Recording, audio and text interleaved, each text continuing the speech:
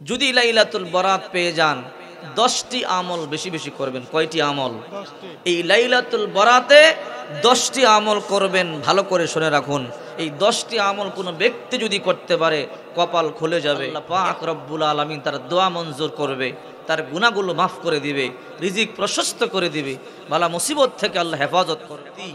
সামনে আসতেছে লাইলাতুল বরাত, আগামী 14ই ফেব্রুয়ারি শুক্রবার দিবাগত রাত লাইলাতুল বরাত, অত্যন্ত দামি রাত। এই রাতে ইবাদত বন্দেগী করবেন।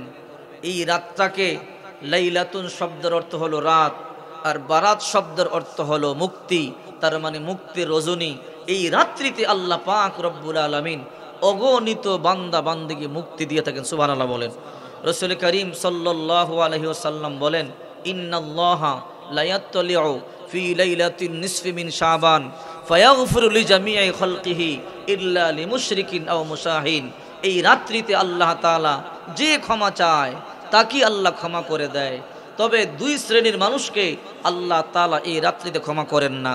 একটা হলো মুশরিক আর একটা হলো হিংসুক। এই দুই ব্যক্তিকে রাসূল করিম সাল্লাল্লাহু আলাইহি ওয়াসাল্লাম বলেন এই রাত্রিতে আল্লাহ ক্ষমা করেন না। এই রাত্রে যদি পান বেশি বেশি দোয়াটা পাঠ করবেন। আম্মা জান আয়েশা সিদ্দিকা বলে, ইয়া রাসূলুল্লাহ, যদি আমরা লাইলাতুল বরাত পেয়ে যাই কি দোয়া পাঠ করব? রাসূল করিম সাল্লাল্লাহু আলাইহি ওয়াসাল্লাম বলেন এই দোয়া বেশি বেশি পাঠ করবা। আল্লাহুম্মা ইন্নাকা আফুউন তুহিব্বুল আফওয়া ফাফু আন্নী।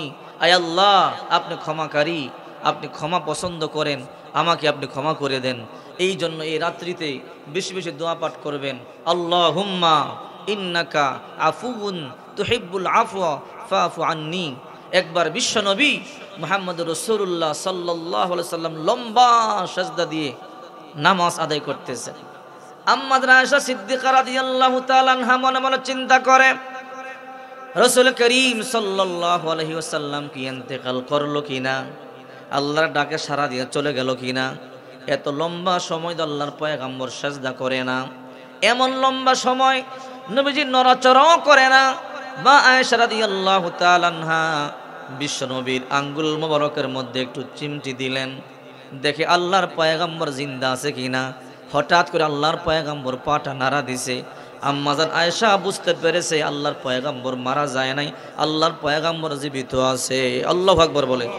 নবীজি সালাম ফেরানোর পরে আল্লাহর হাবিব বলে, ও আয়েশা, তুমি কি মনে করেছো আমি কি তোমার হক নষ্ট করেছি? ও আয়েশা, আমি কি আল্লাহর দরবারে চলে গেছি? বলে, আল্লাহর হাবিব এত লম্বা সময় সাজদা করেছেন, আমি বুঝতে পারি নাই। বলে, আয়েশা, তুমি কি জানো না আজকে কোন রাত্র? বলে, কোন রাত্র? বলে, আজকে লাইলাতুল বরাত, শাবান মাসের 14 তারিখের দিবাগত রাত। রে আয়েশা, বড় দামি রাত। এই রাত্রিতে আল্লাহর কাছে যে ক্ষমা চায় আল্লাহ তাআলা তাকে ক্ষমা করে দেয়। আয়েশা, আমি কি এই রাত্রিতে বেশি বেশি ইবাদত বন্দেগী করব না? এই জন্য আমি এই রাত্রিতে এই লম্বা সাজদা দিয়া আমি আমার মালিকের শুকরিয়া আদায় করেছি। আল্লাহু আকবার বলেন। এই রাত্রি যদি পেয়ে যান কি কি আমল করবেন, কিভাবে নামাজ আদায় করবেন আমি সংক্ষেপে বলে দিচ্ছি। যদি লাইলাতুল বরাত পেয়ে যান 10টি আমল বেশি বেশি করবেন। কয়টি আমল? এই লাইলাতুল বরাতে 10টি আমল করবেন। ভালো করে শুনে রাখুন, এই 10টি আমল কোনো ব্যক্তি যদি করতে পারে কপাল খুলে যাবে। 1 নম্বর আমল হলো ভালো করে পবিত্রতা অর্জনের জন্য গোসল করে নেবেন। ভালো করে গোসল করে নিয়া 2 নম্বরে সুগন্ধি ব্যবহার করবেন। 3 নম্বরে সারা রাত জাগ্রত থেকে নফল ইবাদত করবেন, নামাজ আদায় করবেন। 4 নম্বরে কোরআন তেলাওয়াত করবেন। 5 নম্বরে দিনের বেলা রোজা রাখবেন। 6 নম্বরে কবর জিয়ারত করবেন। 7 নম্বরে দান সদকা করবেন যতটুকু সম্ভব হয়। 8 নম্বরে মা বাবা দাদা দাদি আত্মীয় স্বজনদের জন্য দোয়া করবেন। 9 নম্বরে মানুষদেরকে তাসবিহ তাহলিল জিকির আজগার করবেন। 10 নম্বরে দুরূদ শরীফের আমল করবেন। আরেকটা আমল কিতাবের মধ্যে পাওয়া যায়, ইস্তিগফারের আমল করবেন। এই লাইলাতুল বরাত যদি পেয়ে যান এই 10টি আমল করবেন। যে ব্যক্তি লাইলাতুল বরাত এই 10টি আমল করবে আল্লাহ পাক রব্বুল আলামিন তার দোয়া মঞ্জুর করবে।